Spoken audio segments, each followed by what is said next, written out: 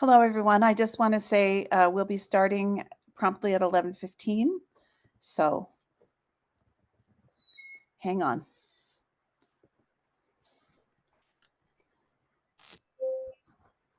Okay.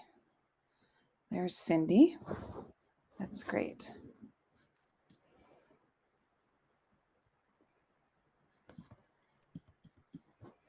Welcome to the Utah Poetry Festival. This is a panel called Teaching Revision as Craft, and it will be moderated by Maureen Clark. I'm Lisa Bickmore, the Poet Laureate of Utah. The festival began as an initiative of my predecessor, Paisley Reckdahl, during her tenure as Poet Laureate of the state. I'm very proud to be able to continue it. The festival would not be possible without the support, both logistical and financial, of Utah Humanities and the Division of Arts and Museums. Today, Emily Grubby is facilitating the Zoom. Thank you, Emily. As you know, the institutions that support and promote the arts and the humanities in our state and nationally are under severe strain and attack. So I urge you, as a citizen and as a lover and supporter of the literary and other arts, to contact your elected officials to tell them why experiences like this are important to you. I want to thank Nano Taggart, Laura Stott, Maureen Clark, and Melissa Salguero for their work in planning the festival. The lively panels happening today came about through their efforts and their intelligence and invention. A few housekeeping details. Your video and microphone are muted for the webinar for basically security purposes, but you will be able to ask questions of our panelists by posting them in the Q&A, which is on the bottom of your screen. We'll try to save a little time at the end, or maybe even throughout, for you to be able to ask questions of the panelists. Please also check out the virtual book fair and reading room at the festival website. Books and other reading materials by all of our participants are available for you to peruse and to purchase. And finally, I want to thank you for being here. Thank you for being a vital part of the literary ecosystem of this state by making time for and showing up for poetry. So I'm going to introduce you to our moderator, Maureen Clark. Then I'll turn it over to her, and she will introduce the panelists and get us started. Maureen Clark's first book of poems, This Insatiable August, was released by Signature Books in 2024. She's been nominated twice for a Pushcart Prize in 2024. Her memoir, Falling into Bountiful, Confessions of a Once Upon a Time Mormon, won honorable mention in the 2024 Utah Writing Competition and is forthcoming from Hypatia Press. She received an MFA from the University of Utah, where she taught writing for 20 years. She was president of Writers at Work from 1991 to 2001. Her poetry has appeared in numerous journals, and we're very pleased to have her today as our moderator. So you can take it away, Maureen. Okay. Hello, it's very exciting to be here, and I'm excited for the people that are joining us and will participate on this panel today. So let me introduce them. And I apologize for cutting down your wonderful intros because I wanted to leave as much time as possible for us to talk. Let me introduce Cindy King. She's the author of the poetry collection Zoonotic 2002 and two chapbooks, Easy Street in 2021 and Lesser Birds of Paradise 2022. Her latest manuscript, Fever Coat, won the CNR Poetry Book Award and will be published in 2025. Her chapbook, Five for Nothing, will be released in 2025 by Galileo Press. She lives in St. George, Utah, where she was promoted to a full professor of creative writing at Utah Tech University. Congratulations. Maria Chard is the author of Land of Fire from Tupelo Press in 2018, winner of the Dorset Prize and the Georgia Author of the Year Award in Poetry. His work has appeared widely, including in The Nation, The New Yorker, and Poetry, among others. He is an inaugural fellow for the U.S. chapter of the Ledbury Poetry Critics, and he lives in northern Utah.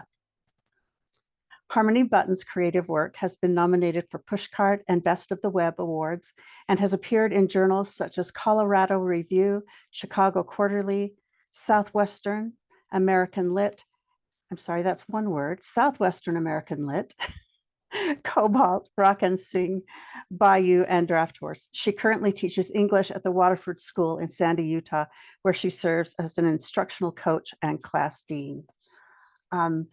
Welcome. I am so excited to have all of you here and to discuss revision.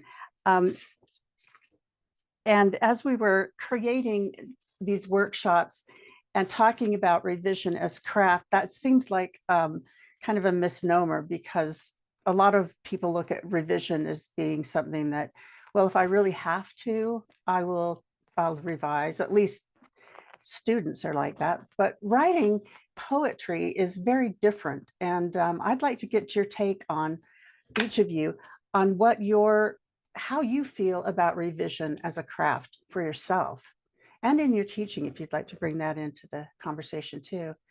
And we can start with whoever would like to begin first.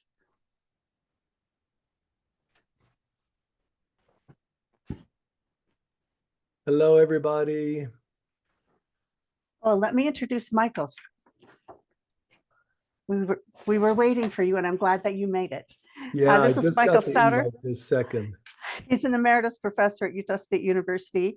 He writes about wilderness, fatherhood, yoga, and contemplative spirituality. He is the author of 3 collections of poems on the scholarly study Whitman's Ecstatic Union. His current book, Sacred Letters, Sanskrit Yoga and Awakening the Divine, was inspired by the letters of the Sanskrit alphabet, and he lives in Logan, Utah. I'm glad you made it. Okay, let's go back to that opening question. How do each of you feel about revision in your own work? What kind of a place does it hold?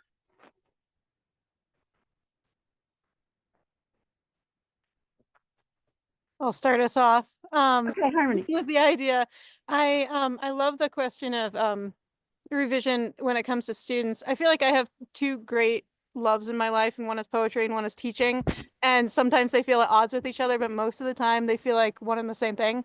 And I think it's because the work of writing, the practice of writing is constantly an active revision, and as is teaching. Like, even as it is happening, it is also being revised.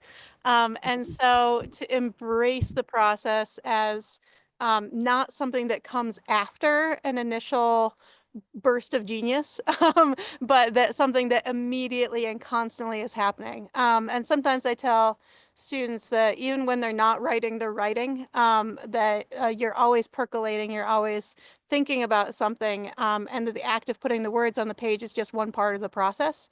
And that their resistance to going back and changing things afterwards is often a desire to achieve a kind of completion that ultimately is a false sense of security. Yes, I like what you said about it being part of the process as you're writing. That makes a lot of sense. Oh, go ahead. Okay. I was just going to jump in. It's good to be here with all of you as well, and thank you for the invitation. To that point, I think as I started thinking about these questions and the topic itself, part of me initially felt like it was the less sexy of the two, of the sort of creation of the poem versus the revision of the poem. And so I feel that same sort of like, but part of me wanted to know, where does drafting end and revision begin? I think that was the big question I had at the beginning, and be curious to hear from the fellow panelists as well, because there's the sense that a lot of the great literature on, and especially on teaching others how to write, has to do with that being open, the ecstatic experience, or the recollection of the overflow of emotion, or the sense of riding the ice on the melting stove. And revision sort of doesn't have that same attractive language written about it, because I think it's the hard work of doing what comes next. And in my case, I'm actually looking right now at a construction site outside the home where I live, where we're building onto this home.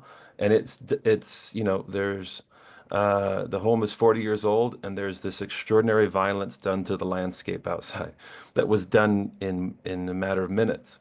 And that's very exciting. But then what comes after is, of course, the work of building what's there, and then also making it beautiful again, if beauty is your intended interest. So I think well, I'm always looking for metaphors, of course, but at the same time, it feels very part of this conversation. I love the sort of explosion of emotion, the creation of the thing that I don't know where it's going. But then I also have come to love the hard work of shaping it into being. Yeah. Yeah, I appreciate that. I can follow up. So yeah, I totally want to reaffirm what these guys said. I'm an inveterate reviser. I mean, literally, I can't read a page of my poetry without wanting to revise it, even after it's published, even after, like it comes out in a journal, then you have one more chance to revise before it comes out in a book, and then you're giving a reading. I'm wanting to revise it at the reading as well, So I'm just a constant inveterate reviser. And it's funny, Jane Hirschfield has this funny poem about the painter Bonnard, the French painter who would go into galleries and museums where his work was on the wall, and he would wear like an overcoat, and in his overcoat he had brushes and paints, and he would go up and try and make changes. And so I really feel like that the revision process is part of the creative process. And like Harmony said, it's hard to really separate those. I think even a first draft, you're making choices as you go, And so I kind of feel like, Paul Valéry, the French poet, said, poems are never finished, they're only abandoned. I think that's kind of how I feel about it, that the revision is part of the creative process for me. So, yeah. Yeah. Dee. Oh, yeah, I definitely want to kind of piggyback on what Michael said about revision as part of the creative process. I'm here today after our talk to revise some of my own poems, so I'm in the process of it now. But I definitely revise as I'm writing. I try not to be too precious with anything I write, and I'm very open to change, even what I call radical revision, making, really drastic changes. I mean, now with, word processing software, we can go back to our original draft. We can have draft 3, we can have draft 100. Nothing is ever lost unless you delete it or don't save it. But all of my poems begin on paper and with pencil. So it feels less committal that way when you're working with pencil. But a lot of the writing as I'm writing, I am revising. And then the next drafts will be, typed into word processor and printed out, and then crossing out. What's really nice is the where you can strike out words, so the word is still there, and you can still see it, but you can try something else on. I read my poems out loud in the process of revision, and I'm just looking at what I have here. The 2 poems that I'm working on revising, and using parentheses as well. It's not as harsh, if you will, as the strikeout, but it's nice to be able to still see the words on the page and make decisions about what goes and what doesn't, and reading out loud. It's a little wacky. My cat sometimes gives me some odd looks in the middle of the night when I'm revising, but I can't revise without reading aloud. And as I said, I'm very fluid and loose about making revisions. You can always go back to the original, and you can always make those changes. So that's definitely part of the process. Always revising as I write. Yeah. Yes, I like that idea of beginning with paper and pencil, because it's not as committal, and it allows itself to be changed. I think with students, not so much poetry students, but academic students in particular, are very opposed to changing anything. And I think that the handwriting really helps to do that, to have them write that way. But let's talk about poems and what are some of the techniques that you use the most often, or that you find yourself relying on when you go back to look at a poem? I can't help but think of Mario's construction site metaphor, because it reminded me. I always, for myself and also for my students, I coach them to immediately put a page at the end of their document that's labeled compost pile. And the idea of composting, that revision is not deletion, it's composting. And so that anything, it makes it much easier to let go of a line or a whole paragraph if you drop it in the compost pile. It's never gone. And it's somehow like less that. tedious for me than going back through my revision history, although I've been there. I've been searching for like that elusive draft that I over edited and I want to get back to where it was. But the idea of having this like compost pile somehow creates space too. Like once you remove a line from where it was and you just drop it in the compost, it gives it a little air, you know, and like one of the keys to compost is oxygen, right? You have to like let it mix and breathe and turn. And by saving it so that you can revisit it later, you could always put it back, but more often than not, you don't miss it and you allow it to kind of return to the earth of your mind in a way that allows it to be more productive. And then the compost pile is also fodder for the next garden, for the next poem. So if you're ever looking for an idea, you can go back to your compost and pull something out of it or turn it into something. And so it has this much more productive, positive, life-affirming process than it is deletion or editing. The idea that you're cutting. I actually really don't like the idea of killing your darlings because, of course, they're not dead. They're just composted. So I'm not sure if that resonates. Great metaphor. Yeah. That is a great metaphor. I like that. Well, I can jump in. Sorry about my voice. I'm just getting over about with the flu. But I want to echo what Cindy said about reading your poems aloud. I mean, I think that that's just so important, especially when you're working with sound, that reading them aloud and the rhythm when you're hiking, when you're walking, when you're driving, just that sense of rhythm really helps just get the poem into that kind of flow that you're looking for.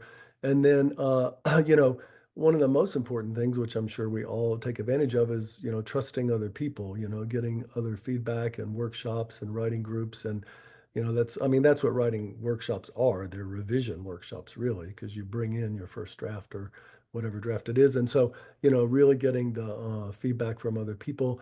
Once I feel like I've worked on a poem really hard, other people have looked at it, then I can get like just really technical. And it's like, like just look for abstractions and look for places you can have more specificity and look for places like, what about the other senses? Do I have any other senses going on in this poem? Or is it all visual? I tend to be really visual in my poetry.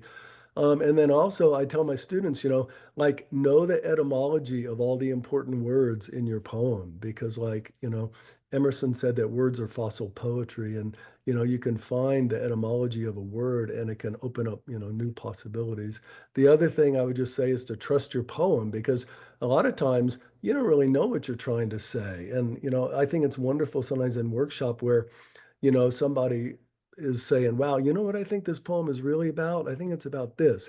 And then the poet says, oh my gosh, I had no idea. That's what this poem is really about. So I feel like once you have a draft, also your poem is talking to you as well. So just a couple thoughts I had. Yeah. Nice.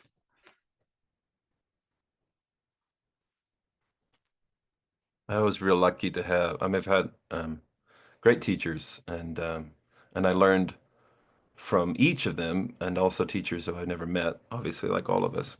But one of my teachers is poet Mary Leader, who was at Purdue while I was there at the time. And she had, I adore her poetry. And I adore it also for the way that she approaches visual poetry. And so here I am still writing a lot of received forms. I'm writing in blank verse. And yet I was so attracted to her poetry, which was outside of those restrictions and those ancient sort of the ancient tradition in that regard. And so I tend to, one other, in addition to what's been stated, I think seeing them, if I'm writing in free verse, which often I am, and there's not that restraint or restriction of the form dictating a lot of the revision, then it sort of is the question for me is what is this? What shape does it want to take? And so if I'm writing in free verse too, I often one other thing I could do is see it visually, or create, take out words and map them in a visual way. If I'm writing about a raspberry patch that I used to crawl under as a child and pulling down the raspberries, then I also sort of, one poem I'm working on, I created sort of aisles or irrigation ditches between the words raspberry, moonlight, raspberry. And so I'm visually playing with it, and don't expect it ever to become a part of the poem or anything anybody sees but myself. But that does sometimes ignite or create some understanding in what the poem could be. Yeah. Yeah, I think that you brought up something about form, and I wondered how many of you have had experience with trying to revise a form poem, because that is a whole different animal. Anybody'd like to talk about that? I can say that in my first book of poetry, the first poem is a sonnet that I always tell my students I worked on it for 8 years, just tinkering and working and trying to get it right. But then I have this other poem in that book that's like, it's an 8-page poem that just kind of poured out of me when a friend poet died. So I don't know. I think writing poetry is very mysterious, and sometimes it just comes almost fully formed, and other times it's just really raw and you have to really work at it, So I think it's kind of a mystery in a lot of ways. But yeah, form is a whole nother challenge for sure. Yeah, it is a challenge.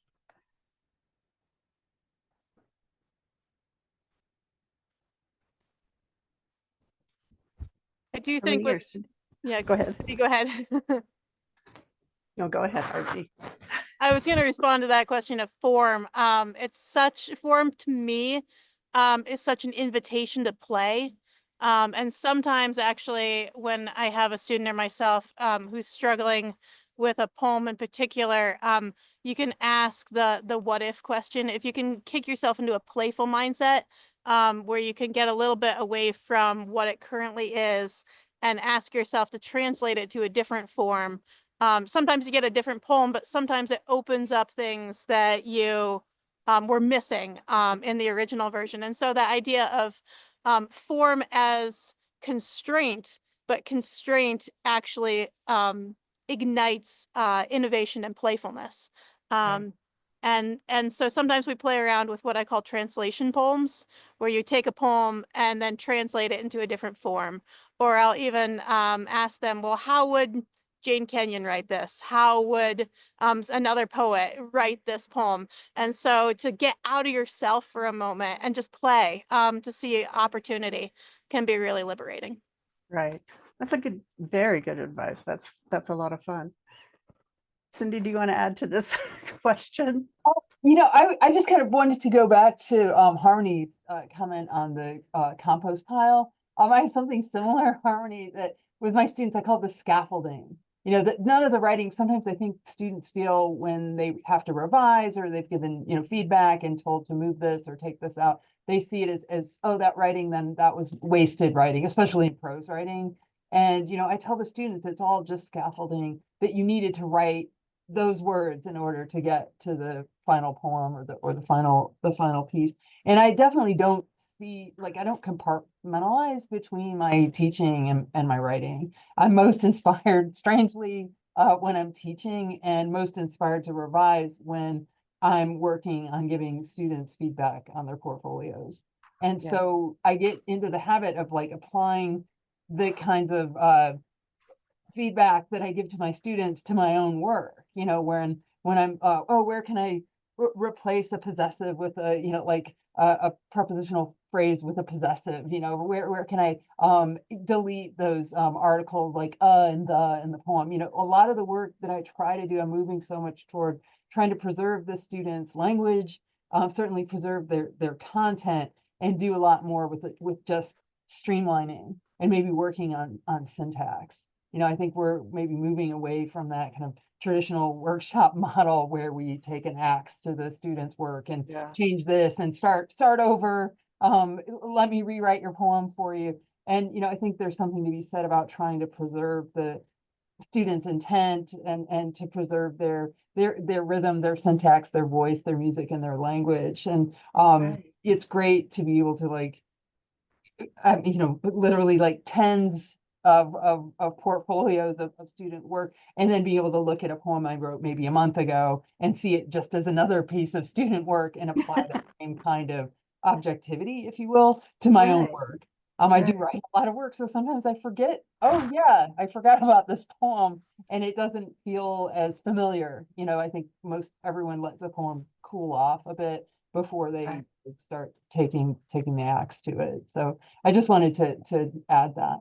I don't Yeah. really write formalist poetry, but giving students, you know, we're teaching Okay. sonnet and teaching the villanelle, it's really hard to give them feedback. You take out one piece and the entire thing falls apart. It can, yeah. Again, what Harmony said about seeing it as something playful instead of seeing it as a straitjacket, something that can be liberating and push you to use language or push you to an idea that you wouldn't have come by unless you had those restrictions. You know, one thing I have forgotten to tell our um, attendees is that if you have questions, please type them into the chat. We will talk about those, you know, in the next little while and see what kind of questions you have about revision.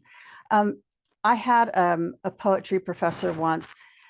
I think this was probably the best revision advice that I ever got, was to read the poem aloud and identify where the poem started and where it ended. And what I found is that I always, almost always, have to get rid of the first phrase, the first line, the first stanza, and often the last.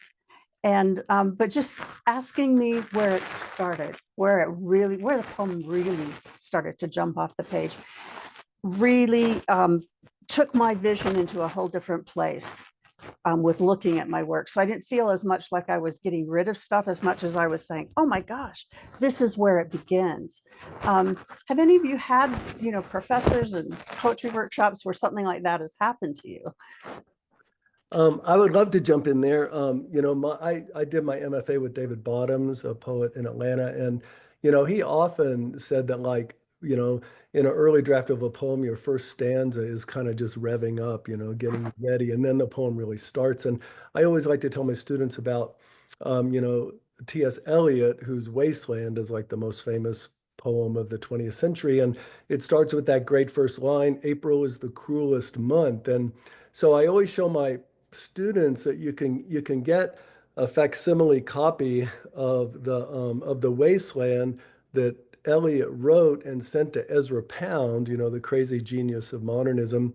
And so, you know, Pound said, "Oh my gosh, this poem is going to make you famous. This is like the greatest poem I've read, but here's some suggestions." And so, like, the first page of the poem, he just crosses out the first 55 lines. And then after the first 55 lines are crossed out, the poem begins, "April is the cruelest month," you know, so like one of the most famous openings in all Oh, of poetry.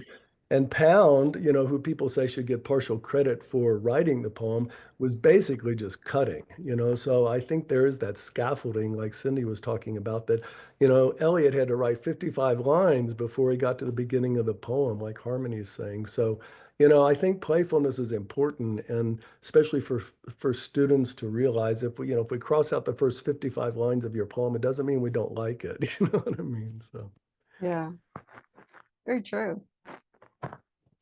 If you give them a sonnet and they cross out the first 55 lines, though, that's pretty devastating. You know what I mean? It's gone. then you have some trouble. Yeah. Then you're in negative space. You're in the negative. But I think to that question of teachers, I mean, I had one who approached the class by identifying the fatal flaw of each student and each writer. Oh, And and and I took that, and to be honest with you, it's been a great journey myself in that fatal flaw, because I think about it quite often, about what she said and why and where that comes into play, and whether that's something that can change within my approach to writing. So sometimes I think, as much as we might shy away from, and I usually do, I don't identify fatal flaws in my students ever. yeah. But it was useful in the way that sometimes, you know, heuristic like that, or way of saying, like, this is how, or you know, this is what you need to carry as a burden however wrong that is, can be helpful. One thing I'd like to add to the conversation about sort of either playfulness or a brilliant teacher, Marianne Baruch, also at Purdue. She would have her grad students, as part of getting started in the workshop, she would have them take how-to guides. So now there's a lot of how-to guides, WikiHow, but we used to go into the library and actual touch books and stuff like that from the old times, and we would open the books and there would be how to tie knots or how to dye clothing. And wherever the object or the either the knot or the clothing or the dye was, we would change out the words for poet or poetry. And so it was playful because you would have these sort of ridiculous how to go on a first date or how to whatever, and it would change the words to poem or poetry. And as silly as they were, sometimes they're almost always they were very insightful because it's a crazy, mysterious art form, like Michael was saying. So that's one I also encourage and enjoy. I think students enjoy that, but then you also can take lessons from how-to guides and then placing them over top of poetry. Hey, Mario, Interesting. what was your central flaw, if you want to share it?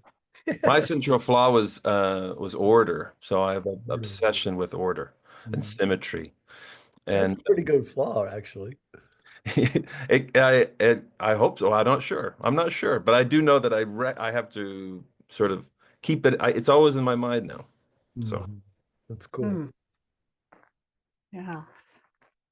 I often joke with my students when they're hesitant to cut something that, well, at least they're not into oil painting because the supplies here are cheap and you can always make more of them. They're just words. And so that idea of like the fear of wasting something, it's not like you're wasting money. And that idea of letting go in order to make the poem better is often an act of humility. So I did my MFA up at the U with Don Ravel while he was there, who I just loved. Yes. And he often spoke to me about the poetry. Well, he also told me that poetry is what moves through the poem, and that you just have to get out of its way. But the poem is what's left on the page after the poetry has moved through it, and that the words, think of them like water running downhill, and just like get those rocks out of the way button, right? So like get the obstacles out of the way that are clogging up your poem, and thinking of it as an act of removing the obstacles rather than trying to fix it by building elaborate aqueducts. Helps me a lot, and oftentimes helps me find the clarity and trust in the poem to allow it to be not less but more because I've cut things. Yeah. Interesting. Very interesting. I'd like to echo that Harmony's comment about humility and like how important that is, and not only getting the obstacles out of the way, but getting out of your own way. So many artists and writers talk about when they're really like, quote, in the zone, it really feels like something's moving through you, and you've kind of gotten out of the way of the poem. And I do think that's that sense of surrender, and that sense of like letting go is super important, I think, at least for me. Yeah. Absolutely.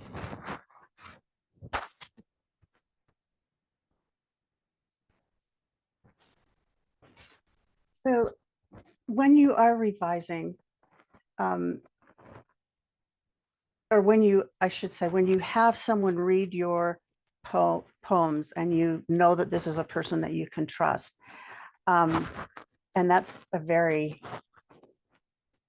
different thing than just handing your poem to someone that, to read it and give you feedback. How do you know that person is the one that you can trust? Because I know that you go to workshops, sometimes you don't get a chance to know someone very well before they start working. on poems, but then there are also people that you've been in workshops with and you know how they read and how they see things. Who are your best readers? What do they bring to you?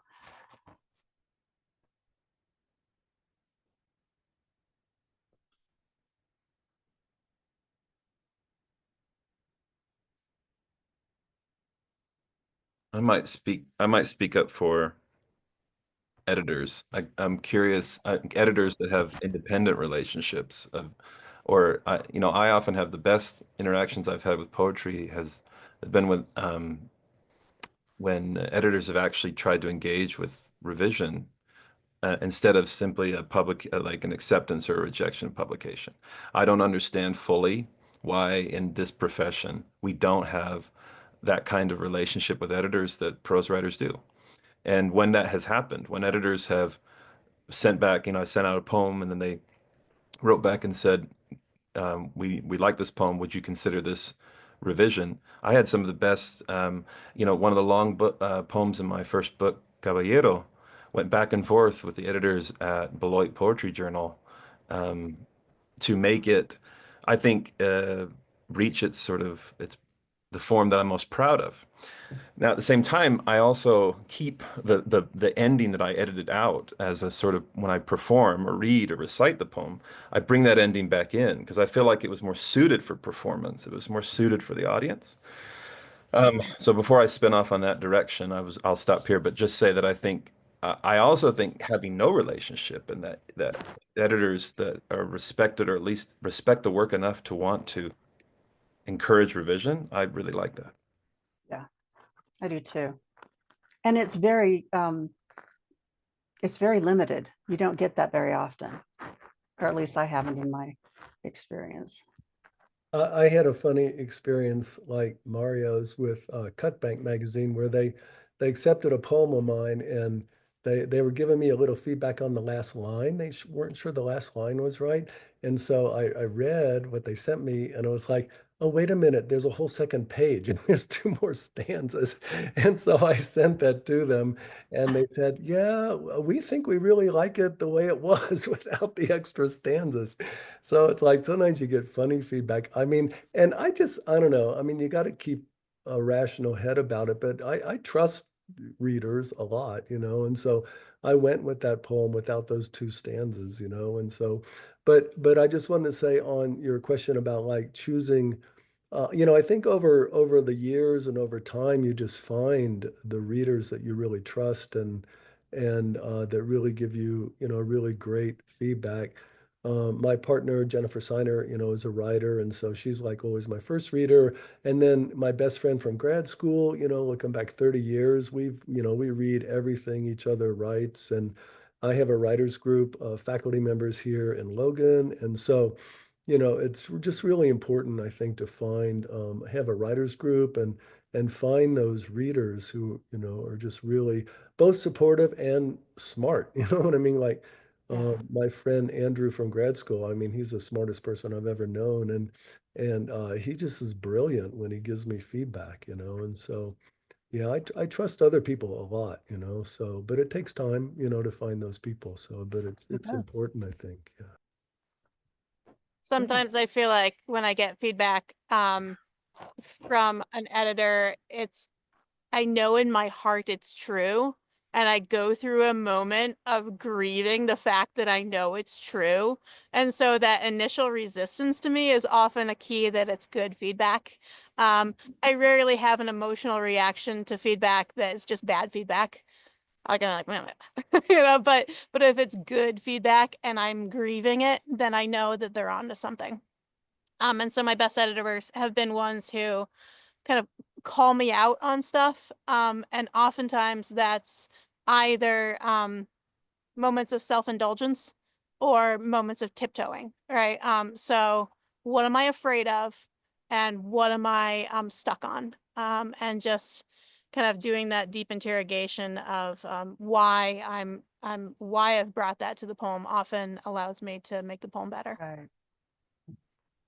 I can speak a little on the editor feedback. I don't belong to any kind of writers group or anything like that, although I do a lot of the summer workshops, and That said, you don't really establish a relationship with folks. You meet them for the first time on the first day of workshop and get feedback. And, I think it's been great, but when you find an editor who's published you and knows your work, and unfortunately, someone who did that was Mark Drew from Gettysburg Review, and it is no longer in existence, but Mark was a fabulous and wonderful editor of my work. And then on the flip side, I had a poem in the Sun, and they took an axe to it, and I didn't resist. I just went along with it. And when like Mario said, when I read this poem at readings, I read Cindy's version, like instead of Taylor's version. I go back to the original, not the published version, not the poem in my book or in the Sun. So I think it's good to weigh feedback. Currently Galileo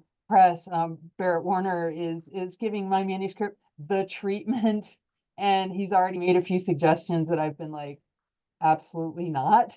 And so, while I say I'm not precious with my drafts, once the poems, have been published or are about to be published, I'm a little bit more resistant. I think it is good to be critical of people's feedback and to take it with a grain of salt. I think it's great. Michael saying he has these people he's been working with for years.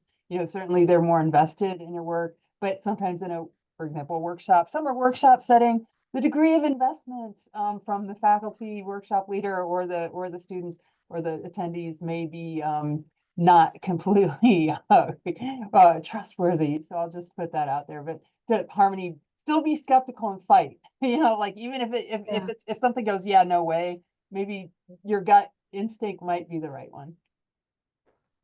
I think you're right. I think you do have to know your own work and be willing to fight for what you think is the right thing. I've gotten some feedback back at times that's like, no, I'm not going to revise that line. I think it's the way it's supposed to be. And most of the time, whoever's giving you that feedback will say, okay, you're the writer. You get to make that final decision. I'm trying to look at our time and remember what Lisa told me. I think I'm supposed to turn things back over to her in a little while. Maybe she can let me know when, since I have forgotten. I have such a lovely memory. I think, when I first started writing, I had people introduce me to books that kind of changed how I felt about revision and how I understood it.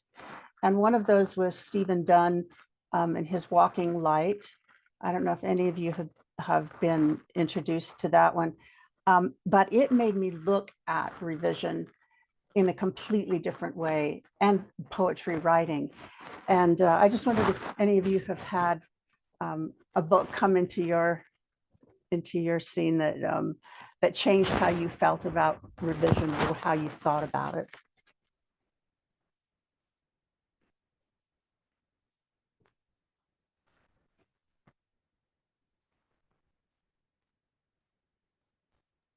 I have two. Okay. One is Mindy Nettifee, Glitter in the Blood.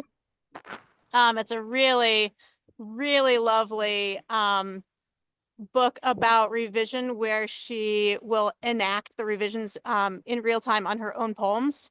And so it's a great teaching text, but it's also just like a wonderful way to enter the mindset of the poet in the moment. And the second one is Mary Oliver's Poetry Handbook, which I love revisiting in times when I need to be reminded of things that are important. I know Mary Oliver's book, yeah. I was thinking too, a little bit behind on that, because I think mostly essays have been helpful to me, but also the sort of the poems themselves. There's one situation I just wanted to bring out. I'll throw into the chat, or maybe that can be moved, and that is that sometimes I think the writers are wrong. And so one of the most devastating moments for me is actually from a Galway Kinnell poem. So from Book of Nightmares, Galway Kinnell's that great poem, Little Sleepheads Sprouting Hair in the Moonlight. As for me, I remember reading it, the original version, and then years later, when I look for the poem online, I see that he changed the line. one of the, for me, the most important line in the poem. And I realize it could be a sort of aesthetic choice, and this is how I feel, but I'm intrigued by this sense of the way I accept the fact that the poem, that I believe it was the wrong choice to revise that years later, is that I accept that there can be different live versions of the poem in the same way that, I've got this album, check out this live, recording of this song. And then Right. sometimes when you share it with a friend, you're like, actually, no, this is the album version's not as good as this version. So I will say, I'm going to put that in the chat, but maybe if we start thinking about it as is all writers' dreams to be rock stars, maybe the idea that we have live versions of our performances existing allows other people to kind of go in and find what they feel is the best version. So this, for me, in terms of an instructive experience about revision and maybe the danger of it, I'll put in the chat and see if others are interested. Very interesting idea. Maureen, you have a question in the Q&A. Would you like me Okay. to read it? Yes, please. It's from Joe Roberts. How do you find workshop groups? As someone who isn't currently enrolled in school, I have found a lot of writing groups, but not many workshopping groups. Very good question. And I think the next panel coming up is about finding a group to work with. Do any of you have ideas about how to find a group? I Or- can speak a little bit on summer workshops. Of course, they're not, sometimes you do establish friendships with some of the workshop people that can continue outside of the time constraint of that workshop. But of course, you have to pay for those, and many of them Right. involve travel. But who asked the question again? Was it Joe Roberts? Joe? Joe Roberts. Joe, Roberts. you can, if you're interested in any of the summer kinds of workshops, I've been to quite a few of them and can give you feedback. So if you'll find me at Utah Tech. If you'd like to contact me, I'd be happy to, give you the rundown. Or if you investigated some and were interested and wanted to know more, I can let you know if I've been and what my experience was.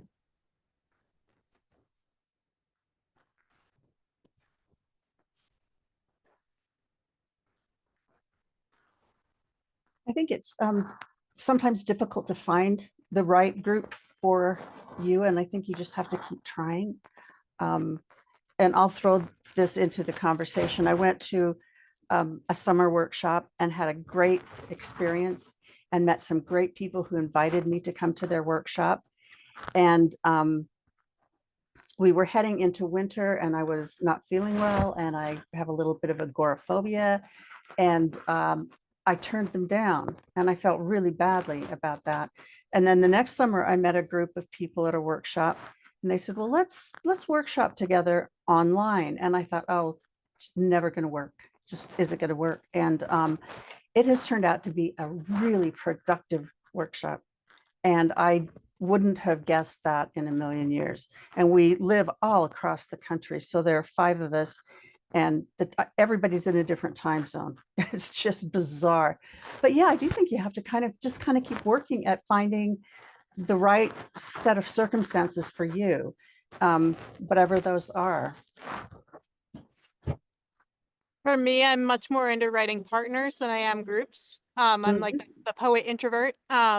So I tend to want to find a writing partner, and the best poetry workshop or partner for me is the one that makes me write. And so one of the best low stakes ways of entering into a partnership that I've found has been a poetry cycle, where you write a poem and then they write a poem in response, and then you write a poem and they write a poem in response. And then over time it evolves into you talking about the poems that you've written. And then it turns into a poetic conversation. You start borrowing lines from each other, and it turns into this really fruitful relationship and partnership. And the more that you get to learn each other about each other through your work, the more you learn to trust their voice and allow their voice to influence yours. And so that's been a really fun way for me to engage with it. I like that.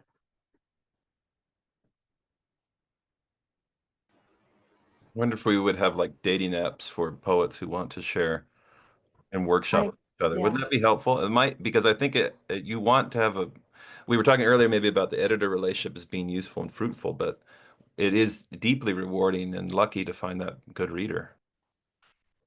Definitely. Finding a good reader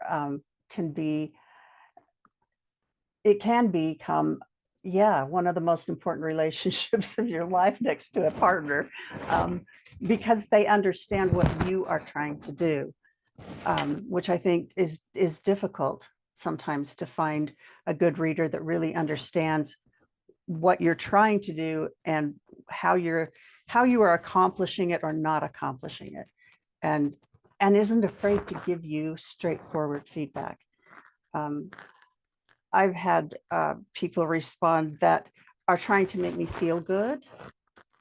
And I like the ones better who are just trying to, here's the down low from my perspective, because I know you. And it's harder to take sometimes, but it's much better advice.